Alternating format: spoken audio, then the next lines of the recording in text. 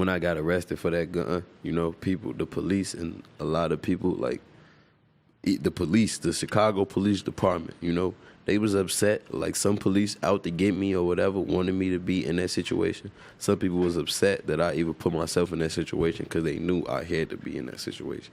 They know what we up against in Chicago, and they know why people got to carry firearms to protect themselves. So they like, damn, you let them people trick you. You get what I'm saying? Like, they more so like that. People in Chicago, even the police, they know what's going on, especially black. They know what we up against.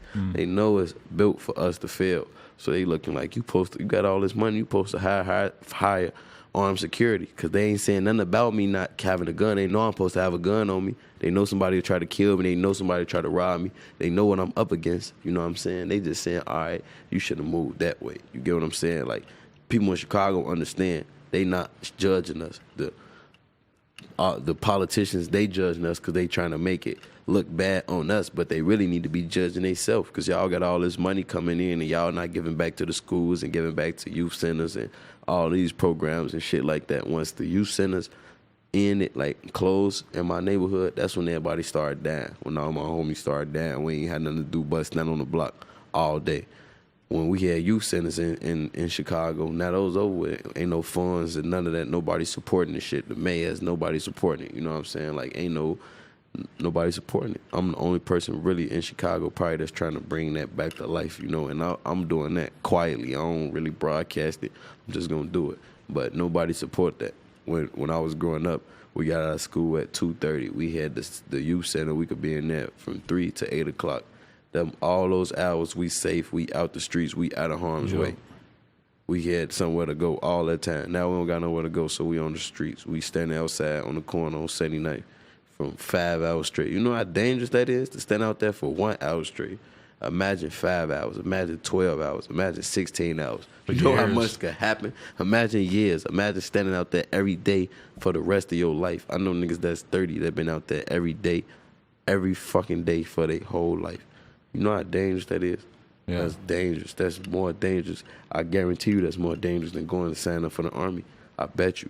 I guarantee you I could bet you any kind of money. If somebody did a project, like somebody could come and reach out, whoever do studies on it, when we could really get into this. I guarantee if you do studies on somebody being outside on 79th Street for a year straight and somebody being in the Army and the military for a year straight, I bet you're going to be probably facing way more dangerous shit out there on 79th than you're going to be facing in the Army. Because they train. They in safe environments. They not ain't no fucking bullets constantly flying at them all day and they can't protect themselves. They not up against that. We up against that all day, nonstop. So I guarantee you, it's way more dangerous on 79th than in the war. And I'm just not thinking of that right now, but I'm making perfect sense. And I believe myself. And I could bet anything. I could bet money. I bet $100,000 to anybody who want to do study on that. I guarantee you it's more dangerous on my corner, 79th and Essex, than in the Army. I guarantee. And it's like, if you ask those kids who are just posted up on the block all day, like, I was just in Long Beach doing a video with this rapper, and there's all these 17, 18-year-old kids that are just posted up in the alley. Like, you know, he's doing this rapper shit, but, like, these kids are still out there on the block every day. And my filmer asked him, he said, where do you guys see yourself 5-10 years from now? And they all didn't know what the fuck to say. They ain't know. And some of them were like, man, that gang shit. I ain't really know either. Like, you know? I couldn't picture myself being 22 when I was 13. And he'd tell you, like, my big brother tell you, I couldn't really imagine how I would be, how I would act or nothing if I were to be alive. I'm not exaggerating. Like, I ain't even going, and I knew, and I'm the type of nigga, I'm gonna expect the worst. That's how I get home every night. I'm prepared for anything, you know? I'm gonna expect the worst all day, so I'm not even gonna say I ain't think I was gonna get home, because I know I'm gonna get home at night. I'm confident I'm gonna get home at night. But I still didn't know where I would be in 5-10 years. I couldn't visualize where or what I would be, you know? Like, my little cousin got shot when he was 13 years old. He ain't number 19, and guess what he at? He in jail, fighting 4 homicides, quadruple murder at 19. That's what the system set up for us to do.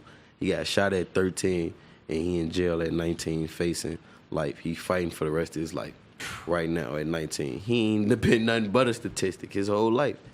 That's crazy. This my blood little cousin. That's fucked up, man. When you think of a 19-year-old kid in that position, it's like such a big part of me that does not feel like a 19-year-old. That was his first time getting shot. Matter of fact, when I got shot a year and a half later, he got shot with me. So that was his second time getting shot. He got shot when my homie Rock got killed. My homie got killed. He was 13 getting shot with a nigga that he didn't know all his life growing up getting killed. That's 18. He 13, he gets shot, 18-year-old get killed. A year and a half later, I get shot. I'm his blood cousin. He gets shot again. He ain't shit but 14, 15. He 19. Now he in jail fighting 4 homicides. He ain't been nothing but a statistic his whole life. And it ain't nothing but a million to him in Chicago. You think he the only person that's up against what he up against? It's a million to him. That's crazy. How do you even talk to like a young kid these days? You talk to a random 16-year-old kid in the hood, like what kind of shit do you feel like you could say to tell him? him to stay focused. You know, you can't judge him. You can't tell him, man, stop gang banging, stay out of the streets, because you don't know what he up against. He could be up against what my little cousin was up against. You know, he ain't got nothing but the streets. That's his only family. It's his only family. That's the only love he feel. That's the only place you feel at home. When you got that, when you got a house, a home with a mother, father, auntie, grandma, but the streets, the only place that you feel love. Come on, man. What the fuck else you gonna do but be in the streets? You gotta tell him be focused. You gotta tell him do the right shit, have morals, take care of your family, man. Strive to be better. Try to be better than the streets. I ain't gonna tell you don't be in the streets, you know, because I'm in the streets. I know what come with the streets. I'm gonna tell you be better than the streets. Just want something for yourself, you know. You're a 16-year-old. Get out the streets somehow if you can. Try to get out the streets, you know. Don't try to be in the streets all your life.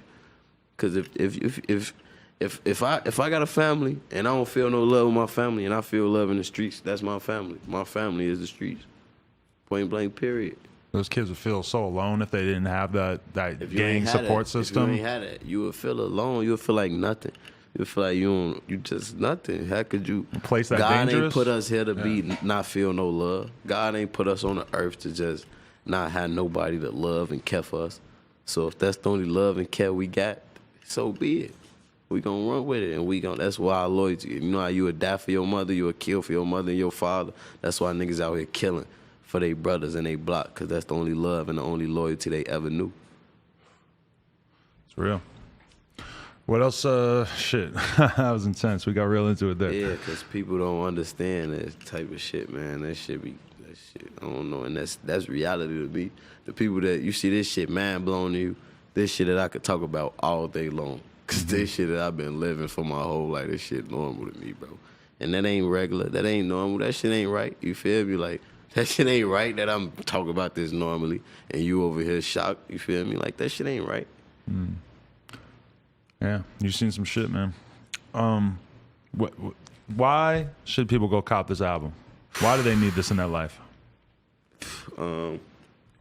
Swervo, you know, because I'm able to talk about all this shit and still be able to deliver this, you know. I'm a walking, living proof of that you could do it too, you know, and try and give motivation, you know, to the trenches, you know, to the streets. That's what Swervo is, you know, just me coming from what I come from and everything. I'm glad we just did this interview because I'm able to sum up what Swervo is without even having to talk about Swervo. Me coming from all of that and being able to do this and going to buy a $100,000 chain and going to buy a $200,000 or $300,000 car and buying $1 million house and, you know, being able to do this and take care of my mama and my kids and know my son ain't got to worry about nothing if he want to do what I did, or not in the streets, but if he want to, you know, follow my footsteps, whatever, his future is secure, you know. And me coming from that, you coming from what you coming from, if you in the streets, you could do the same thing I did. That's what Swervo is. Me talking to the world, telling them I did this, you know. And we humble. We from the streets, so we know how quick it could be taken away. All this shit could be gone tomorrow, you know what I'm saying? But we gonna talk about it because it's here. We got it, you know, and we should enjoy it. We work for it. If you work for it, you should enjoy it, you know. Make you want to work for it just so you can enjoy it. For sure. G Herbo still in the game, man. Still killing it after all these years. Yeah, man, gang shit. We smoking V-Live right now, you know. Facts. All right, yo, so I appreciate you coming on, man. It was dope to finally get to have a real conversation and shit. Yes, sir. Appreciate you. Rest in peace to all the people we lost this year. Long live all the kings. You know, we don't say R.I.P. to guys. It's long live the kings, and, you know, long live everybody. You know, you don't even rest. Ain't no such thing as rest if they living through you, you know, so the mottos we live by, and that's the motto you should live by too. You know, long live everybody that's ever been lost to any tragedies. Just strive to be something, man. It's G Herbo, you know.